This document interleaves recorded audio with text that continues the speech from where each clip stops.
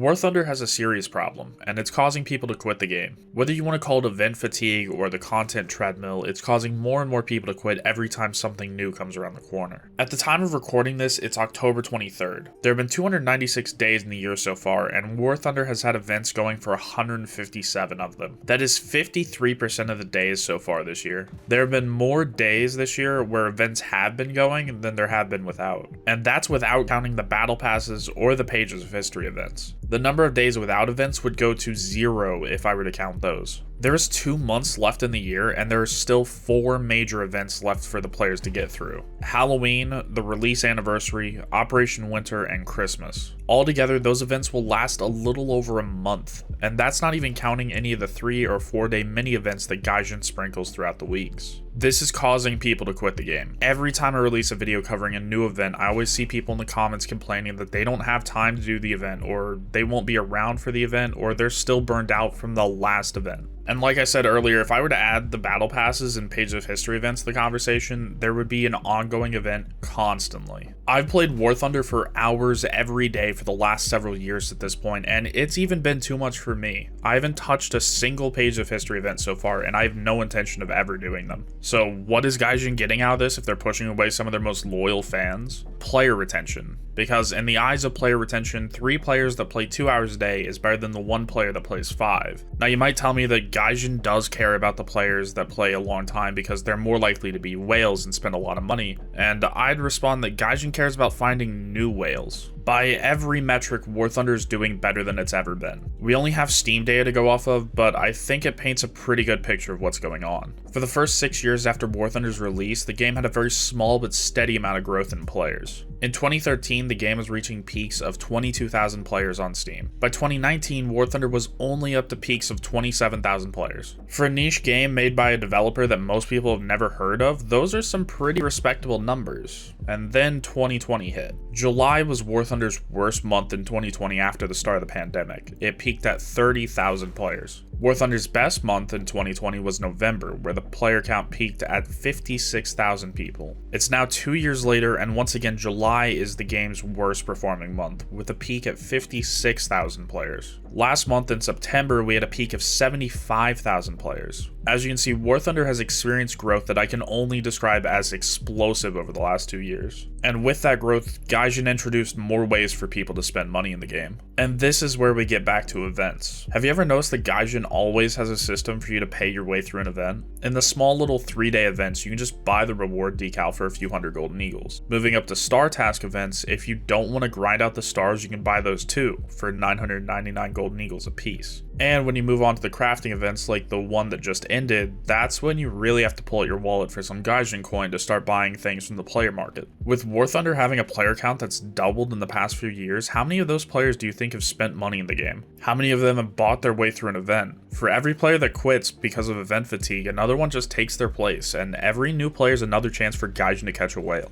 Now, I'm honestly not trying to be all down on Gaijin. It's honestly quite impressive that a company as small as Gaijin has continued to develop this game now going on to its 10th year. If they want to charge $1.50 to skip a mini event that takes 30 minutes to complete, I honestly don't care. And if we take a look at larger events, being the star task events and crafting events, Gaijin has recently changed them to be easier than they've ever been before. Don't get me wrong, they still take hours a day to complete, but with the recent changes to a point-based system, Gaijin reduced the time that most people spend on the event by at least a good 20%. Now, I've heard people go on conspiracy rants about how Gaijin is making the events easier so that more people get the rewards, which causes them to sell for less on the Gaijin market, which causes people to spend more money to buy premium time and vehicles. But honestly, I don't think it's that deep, and some of you think that Gaijin can't do anything right. To get this video back on track, personally, I think that Gaijin could make a change to make the events more approachable. I don't know if the answer is to reduce the requirements to complete events, or just make the events longer and keep the current requirements the same.